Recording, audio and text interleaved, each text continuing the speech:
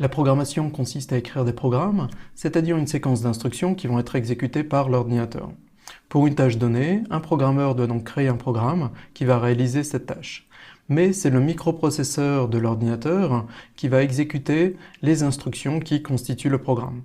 Or, le microprocesseur ne peut exécuter que des instructions très simples, qui sont trop élémentaires pour être utilisées efficacement par un humain. Heureusement, un programmeur peut écrire un programme dans un langage de programmation accessible à un humain, comme le Java, et qui va pouvoir être traduit automatiquement en instructions que le microprocesseur peut comprendre et exécuter. Plus précisément, un programme en langage Java est un ou plusieurs fichiers texte.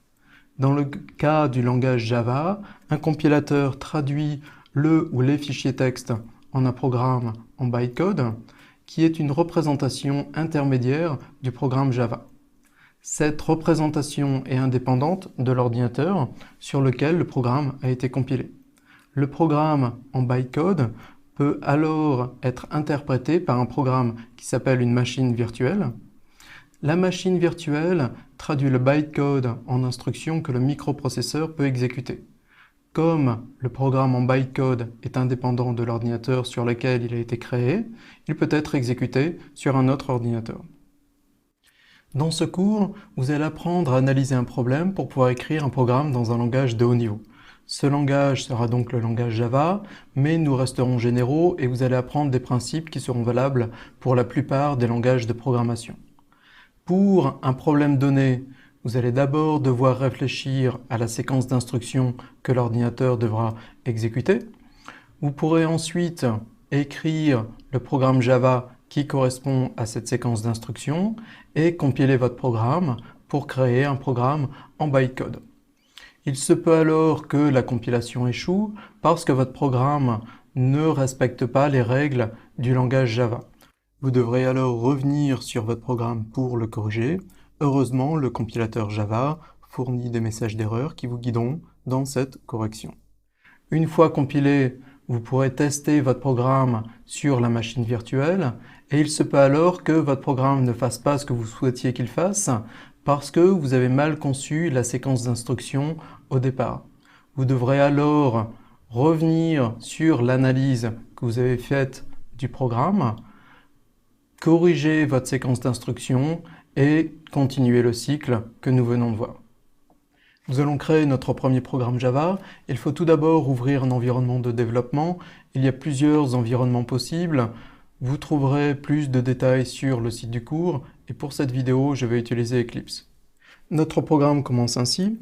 Public classe Hello World, accolade ouvrante.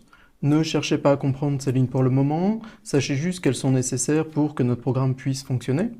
La suite, public static void main, parenthèse ouvrante, string, crochet, args, accolade ouvrante, deviendra plus clair lors de la séance sur les fonctions. La tradition quand on apprend un nouveau langage est de créer un programme qui affiche le message Hello World et nous allons nous plier à cette tradition. En Java, afficher un tel message se fait ainsi. System.out.println, parenthèse ouvrante, ouvrez les guillemets, Hello World, fermez les guillemets, une parenthèse fermante et un point virgule. Les accolades ouvertes par les premières lignes doivent être fermées. Vous avez peut-être constaté qu'Eclipse les a ajoutées automatiquement, mais ce n'est pas le cas pour tous les environnements de développement. Faites donc attention à les ajouter si nécessaire. Dès maintenant, faites attention à présenter clairement votre programme. Ce n'est pas nécessaire pour qu'il puisse fonctionner correctement. Par contre, c'est important pour sa lisibilité. Par exemple, j'ai commencé ces lignes sur la première colonne. Ces deux accolades sont alignées. Et les lignes entre ces deux accolades, je les ai décalées un peu vers la droite. Cette ligne qui est entre ces deux accolades qui sont également alignées, je l'ai également décalée vers la droite. Plusieurs règles sont possibles, efforcez-vous d'être cohérent et lisible.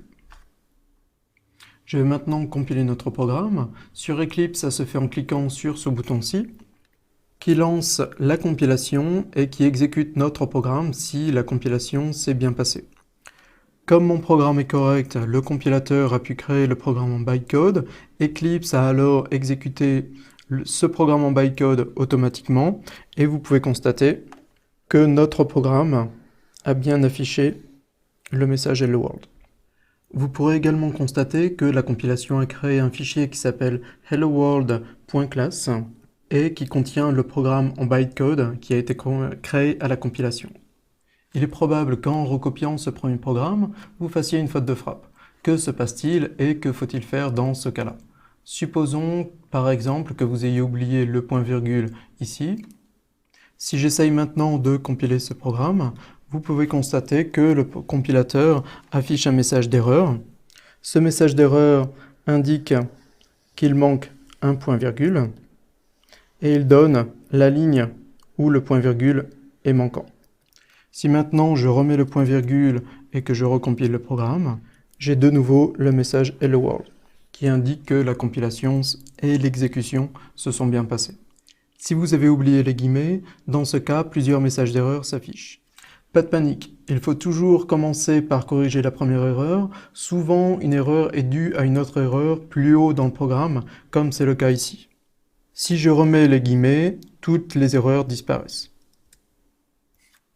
En résumé, soyez très rigoureux quand vous tapez vos programmes, faites très attention à la présentation.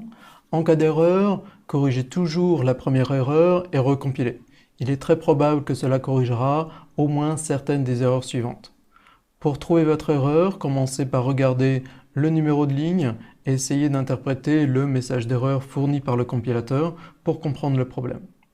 Si vous ne l'avez pas encore fait, je vous invite maintenant à ouvrir votre environnement de développement et à créer votre propre programme Hello World.